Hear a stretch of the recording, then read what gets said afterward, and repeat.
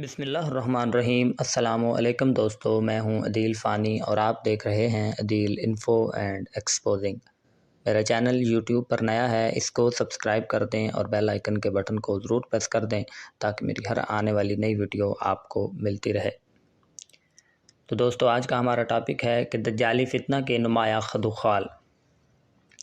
مشہور حدیث جو ابو داؤد، مسلم، ترمذی، نسائی، احمد وغیرہ سے محدثین کی کتابوں میں پائی جاتی ہے، جس میں بیان کیا گیا کہ دجال کے فتنے سے جو محفوظ رہنا چاہتا ہو اس کو چاہیے کہ سورہ کہف کی ابتدائی یا خاتمہ کی آیتوں کی تلاوت کرے۔ بعض روایتوں میں ابتدا یا خاتمہ کا ذکر نہیں ہے، بلکہ فرمایا گیا کہ مطلقاً سورہ کہف کی 10 آیتوں کی تلاوت اس کی تلاوت کرنے والوں کو دجال کے فتنہ میں مبتلا ہونے سے بچا لیتی ہے۔ حضرت ابو سعید خدری رضی اللہ تعالیٰ عنہ، ابو درداء، ابن عمر، ابن عباس رضی اللہ تعالیٰ عنہم صحابیوں سے الفاظ کی کمی بیشی کے ساتھ مندرجہ بالا کتابوں میں حدیث مروی ہے۔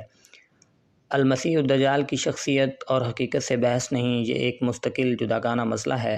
یہاں مقصود صرف وہ فتنہ ہے جسے مسیح الدجال کی طرف پیغمبرانہ پیشگوئیوں میں منسوب کیا گیا ہے۔ دجال کے متعلق آپ نے کچھ سن رکھا ہوگا یا کتابوں میں جن چیزوں کا انتساب اس کی طرف کیا گیا، سب کو پیش نظر رکھنے کے بعد کلی تعبیر ان کی یہی ہو سکتی ہے کہ بعد قدرتی قوانین پر غیر معمولی اقتدار اس کو بخشا جائے گا۔ مثلا مسافت یعنی مکانی فاصلہ کو 0 کے درجہ تک گویا اس کے زمانے میں پہنچا دیا جائے گا۔ اس تیز رفتاری کا تذکرہ کرتے ہوئے جو فرمایا گیا ہے کہ جیسے بارش کو تیز آندھی اڑا لے جائے گی، کچھ یہی صورت اس کی رفتار کی ہوگی۔ صحیح مسلم کے الفاظ کا مطلب یہ ہے کہ یہ کرہ زمین کے ملکوں اور شہروں کو نہیں بلکہ ایشیا، افریقہ، یورپ، امریکہ وغیرہ کے ایک ایک گاؤں تک رسائی اس کی 40 دن میں ہو جائے گی۔ تو اس ابن سمان والی روایتوں کے الفاظ سے یہی سمجھ میں آتا ہے، اور یہ حال تو اس کی تیز رفتاری کا ہوگا۔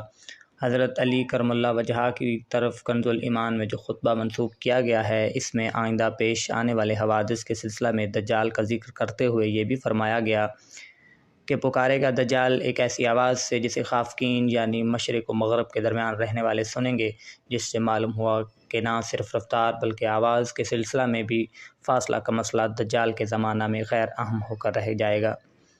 اس کتاب میں مستدرک حاکم کے حوالہ سے عبداللہ بن عمر کی ایک روایت دجال ہی کے متعلق جو پائی جاتی ہے، اس میں بھی ہے کہ دجال کی آواز کو مشرق و مغرب کے باشندے سنیں گے۔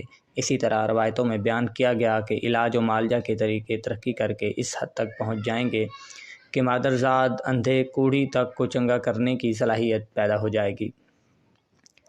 یہ بھی بیان کیا گیا کہ زمین پر بہنے والے دریاؤں اور نہروں پر بھی اس کو قابو عطا کیا جائے گا، جس سے معلوم ہوا کہ سیرابی کے ذرائع میں غیر معمولی ترقیاں رونما ہوں گی۔ اس کے ساتھ سمارہ کا اضافہ بھی، یعنی زمین کی پیداوار پر بھی اس کو قابو بخشا جائے گا۔ سیرابی کے ذرائع پر قابو یافتہ ہونے کا لازمی نتیجہ ہے، اور یہی نہیں بلکہ ایسا معلوم ہوتا ہے کہ مون سون برساتی ہواؤں سے بھی کام لینے کی تدبیر اس پر منکشف ہو جائے گی۔ حدیث کے الفاظ ہیں کہ بادل کو حکم دے گا تو برسنے لگیں گے، اور زمین کو حکم دے گا تو اگانے لگے گی۔ اس کا بھی پتہ چلتا ہے کہ نباتاتی پیداوار کے سواز زمین کے پیٹ کے معدنی ذخیروں کو بھی برآمد کرنے میں غیر معمولی کرشموں کا دجال اظہار کرے گا۔ حدیث کے الفاظ ہیں کہ اجاڑ زمینوں سے پر سے گزرے گا تو کہے گا نکال اپنے ذخیروں کو، پس یہ ذخیرے اس کے پیچھے ہو لیں گے۔ اور انہی روایتوں میں دجال کی طرف یہ کہا جاتا ہے کہ وہ مردوں کو زندہ کرے گا۔ جو الفاظ منسوب کیے گئے ہیں ان سے تو ثابت ہوتا ہے کہ مردوں کو زندہ کرنے کی بھی قدرت اس میں پیدا ہو جائے گی۔ یہ بھی ہے کہ مردے کو زندہ کر کے دکھائے گا بھی۔ سیاہ میں ہے کہ زندہ آدمی کو چیر کر رکھ دے گا، پھر دونوں ٹکڑوں کو جوڑ کر اس کو زندہ کر دے گا۔ کچھ اس نقطہ پر خط نہیں ہوتی بات نظر تو یوں آتا ہے، بلکہ روایتوں میں اس کے حصے پر غور کیجیے جس میں بیان کیا گیا ہے کہ دجال لوگوں کو ایک کرشمہ بھی دکھائے گا۔ بعد خبیث روحیں یعنی شیاطین لوگوں کے سامنے نمودار ہو کر کہیں گے کہ ہمارا یہ نام ہے اور تمہارے ہم مرے ہوئے باپ یا مری ہوئی ماں یا دوست عزیز ہیں۔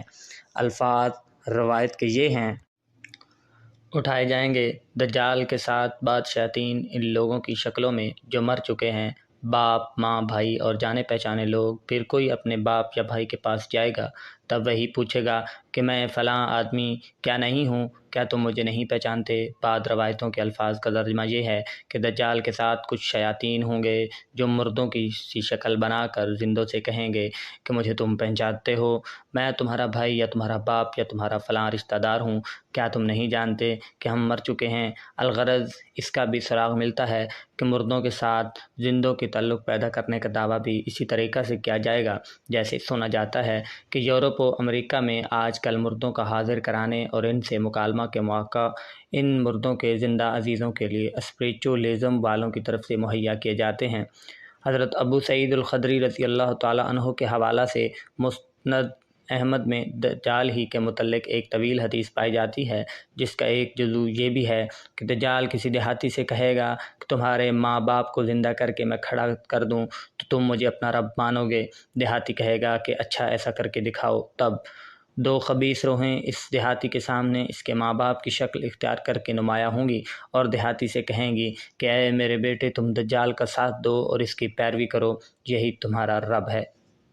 بہرحال قدرتی قوانین پر غیر معمولی اقتدار جو دجال کو عطا کیا جائے گا وہ یہی یا اس قسم کی دوسری باتیں بھی ہیں جن کی تفصیل دجال کی متعلقہ حدیثوں میں پڑھی جا سکتی ہے، لیکن جہاں تک میرا خیال ہے دجال کو دجال بنانے والا اور اس کا وہ طرز عمل ہوگا جو اپنے اس غیر معمولی اقتدار کے استعمال میں وہ اختیار کرے گا۔ دجال کے فتنہ سے وہی بچ پائے گا جو اسلام کا سچا پیروکار ہوگا، نبی کریم صلی اللہ علیہ وآلہ وسلم کا محب ہوگا، ان کو ماننے والا ہوگا۔ یہ کہہ کر اجازت چاہوں گا کہ کی محمد سے وفا تو نے تو ہم تیرے ہیں، کی محمد سے وفا تو نے تو ہم تیرے ہیں۔